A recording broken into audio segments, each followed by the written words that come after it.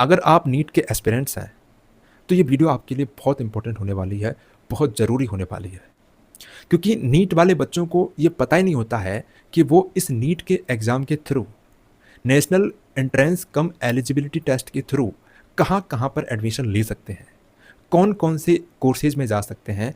Government medical college के अलावा कौन-कौन से ऐसे गवर्नमेंट कॉलेज हैं जिनमें नीट के एग्ज़ाम के थ्रू जा सकते हैं, इसी नीट के एग्ज़ाम के थ्रू एडमिशन ले सकते हैं। तो इस वीडियो में मैं आपको बहुत अच्छे से एक्सप्लेन करने वाला हूँ। आपको वीडियो पूरा देखना है, आपके बहुत काम आएगा।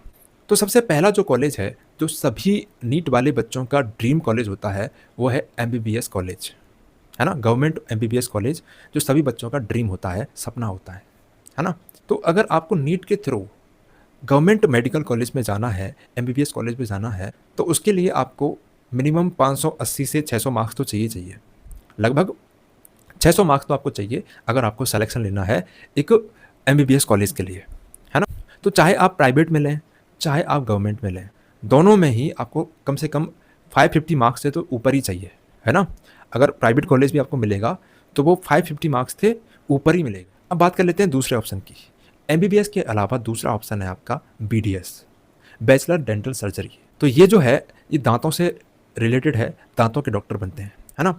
तो ये भी एक अच्छा ऑप्शन है। अगर आप एमबीबीएस कॉलेज में सीट नहीं ले पाते हैं, बार-बार आपके मार्क्स थोड़े कम रह जाते हैं, तो आप बीडीएस में जा सकते हैं। क्योंकि यहाँ पर भी आपको सेम वही इज़्ज़त, वही वैल्यू, सेम सोशल स्टेटस मिलने वाला है जो एक एमबीबीएस कॉलेज वाले को मिलता है ना? और कमाई की बात करें तो वो आपके ऊपर डिपेंड करती है। क्योंकि कुछ क्लर्क ऐसे भी होते हैं जो कलेक्टर से ज़्यादा कमा लेते हैं, है ना? तो ये आपके ऊपर डिपेंड करता है कि आप कितना कमाते हैं। तीसरा जो ऑप्शन है आपके पास में, वो है आयुष कोर्सेज का। आयुष कोर्सेज में आपकी आयुर्वेदिक, होम्योपैथिक, यूनानी, ये सभी इंक्लूड होते हैं। आयुर्वेदिक के लिए आपको बीएमएस में जाना है, होम्योपैथी के लिए बीएचएमएस होता है, यूनानी के लिए बीयूएमएस होता है, इसी तरीके से बीएसएमएस भी होता है। तो ये सभी आयुष कोर्सेज हैं, आयुर्वेदिक और होम्योपैथी के डॉक्टर बनते हैं इसमें, और इनमें भी काफ़ी अच्छी सैलरी होती है एक गवर्नमेंट एम्प्लॉय। तो मैंने बीडीएस की बात करी थी, उसके लिए आपको लगभग 550 से 580 मार्क्स तक चाहिए। लेकिन आयुर्वेदिक के लिए आपका काम जो है वो 450 से 500 के बीच में ही हो जाएगा। लगभग इतने मार्क्स हैं तो आपको अच्छा कॉलेज मिल जाएगा। नेक्स्ट ऑप्शन है आपके पास में वेटनरी का। वेटनरी को कहते हैं बीबीएससी। तो इसके लिए आपको बहुत ज़्यादा मार्क्स नहीं चाहिए, लगभग 350 से 450 मार्क्स के बीच में मिल जाता है कॉलेज, और इसी एग्ज़ाम के थ्रू काउंसलिंग होती है। आपको किसी और एग्ज़ाम को देने की ज़रूरत नहीं है। हालांकि लगते हैं एग्ज़ाम, लेकिन इसी के थ्रू आपकी काउंसलिंग हो जाएगी, बेफिक्र रहिए, है ना? पाँचवा ऑप्शन है आपके पास में पैरामेडिकल का। पैरामेडिकल में आपकी बीएससी नर्सिंग आती है, एमएलटी आती है जिसमें बीएमएलटी, डीएमएलटी कोर्सेज आते हैं, है ना? इसके अलावा जैसे फिजियोथेरेपी हो गई, रेडियोलॉजिस्ट हो गए, तो इन सब में भी आप जा सकते हैं। एक अच्छा ऑप्शन है आपके लिए। देखो, मैं आपको डिमोटिवेट नहीं कर रहा हूँ, मैं सिर्फ आपको बता रहा हूँ कि ये ऑप्शन भी आपके लिए बेहतर हो सकते हैं, है ना? मेरा खुद का एक दोस्त है जिसने 12th क्लास के बाद में बहुत ज़्यादा पढ़ाई नहीं करी है, कोई छोटा सा कोर्स किया पैरामेडिकल का, और उसके बाद में जो है उसने अपना खुद का क्लिनिक खोल लिया है जिसमें वो एक्सरे करता है।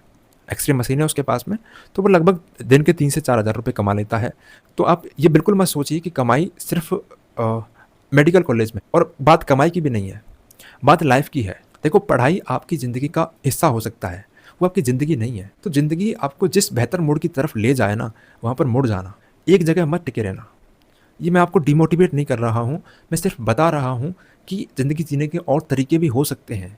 आप किसी को भी छोटा या बड़ा मत समझो, है ना? तो नर्सिंग के लिए आपको लगभग 350 से 400 मार्क्स या 450 मार्क्स तक चाहिए नीट में, आपको एक अच्छा कॉलेज मिल जाएगा। नेक्स्ट ऑप्शन है आपके पास में, वो है एएफएमसी का। ये आर्मी फोर्सेज वाला मेडिकल कॉलेज होता है, जहाँ पर आपको एक अपॉर्चुनिटी मिलती है आर्मी में जाने की, है ना? तो वो आप नीट के एग्ज़ाम के थ्रू जा सकते हो। वहाँ पर आपका काम भी ये रहेगा, उपचार करना, है ना? बंदूक नहीं चलानी आपको। लेकिन सोशल स्टेटस, सोशल वैल्यू बहुत अच्छा मिलेगा। और सिलेक्शन के लिए भी मैं आपको बता दूं कि अगर आप बॉय हैं तो लगभग 570 से 600 मार्क्स तक चाहिए, और अगर गर्ल हैं तो 610 से 630-40 मार्क्स तक चाहिए आप। तो काफ़ी हाई कट ऑफ जाती है इसकी, क्योंकि इसकी सैलरी भी ठीक ठाक होती है, अच्छी होती है। नेक्स्ट ऑप्शन है आपका एम्स एंड जिपमर। पहले इनके अलग से एग्ज़ाम होते थे, लेकिन अभी जो है कोई अलग से एग्ज़ाम होता नहीं है। लेकिन मैं आपको बता दूं कि ये इंडिया के सबसे बेस्ट मेडिकल कॉलेज में से एक है ना? सबसे बेस्ट जो है वो एम्स और जिपमर ही हैं, और इनमें सिर्फ उन्हीं का सिलेक्शन होता है जिनकी रैंक 100 से 150 के बीच में आती है।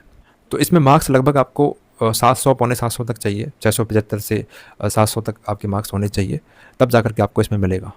मतलब सिर्फ मलाई मलाई ही ली जाएगी, दूध तो इसमें जाता ही नहीं है ना। नेक्स्ट ऑप्शन है आपके पास में, वो है एब्रॉड का, कि आप विदेश में जाकर भी एमबीबीएस कर सकते हैं अगर आपका इंडिया में सिलेक्शन नहीं हुआ है। लेकिन वहाँ पर फीस भी काफ़ी हाई होती है, 1 साल की लगभग 5 लाख 6 लाख तक हो सकती है ना। तो आपके पास में अगर इतने पैसे हैं तो आप कर सकते हैं। लेकिन नीट का एग्ज़ाम तो आपको फिर भी देना पड़ेगा, क्योंकि बिना नीट के एग्ज़ाम के आप इंडिया में डॉक्टर नहीं बन सकते। अगर आप बाहर से एमबीबीएस की डिग्री ले भी आए तब भी आप इंडिया में डॉक्टर नहीं बन पाएंगे। तो क्वालिफाइंग मार्क्स जितने हैं, 100-150 मार्क्स जितने भी हैं नीट के, वो आपको लाने ही पड़ेंगे, ठीक है, तभी आप यहाँ पर जॉब कर पाएंगे। इसके अलावा आपको स्टेट क्वाटा के बारे में भी पता होना चाहिए कि स्टेट क्वाटा क्या होता है।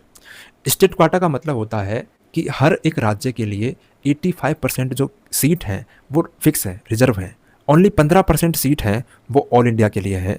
जैसे मान के चलिए आप राजस्थान के हैं, है ना, तो राजस्थान के बच्चों के लिए नीट के एग्ज़ाम के थ्रू 85% सीट तो रिजर्व हो गई। ये सिर्फ राजस्थान वाले बच्चों के लिए रहेंगी। बाकी की जो 15% है वो ऑल इंडिया के लिए रहेंगी, वो अनरिजर्वेड है ना, कहीं भी आ सकता है नंबर। लेकिन राजस्थान के लिए आपकी 85% सीट रिजर्व रहेंगी। समझ में आ गई बात। जैसे मान के चलिए आप दिल्ली के हैं और आपको राजस्थान में एडमिशन लेना है, तो आपके पास में सिर्फ 15% सीटें होंगी, 100 में से सिर्फ 15%। तो ये मैंने सारे ऑप्शंस आपके लिए बता दिए हैं। और अगर आप जानना चाहते हैं कि नीट के एग्ज़ाम के अलावा ऐसे कौन कौन से एग्ज़ाम हैं जिनको हम इसी सिलेबस से 11th-12th के सिलेबस के साथ पढ़ के दे सकते हैं, तो वो भी आप मुझे कमेंट में बता देना, है ना।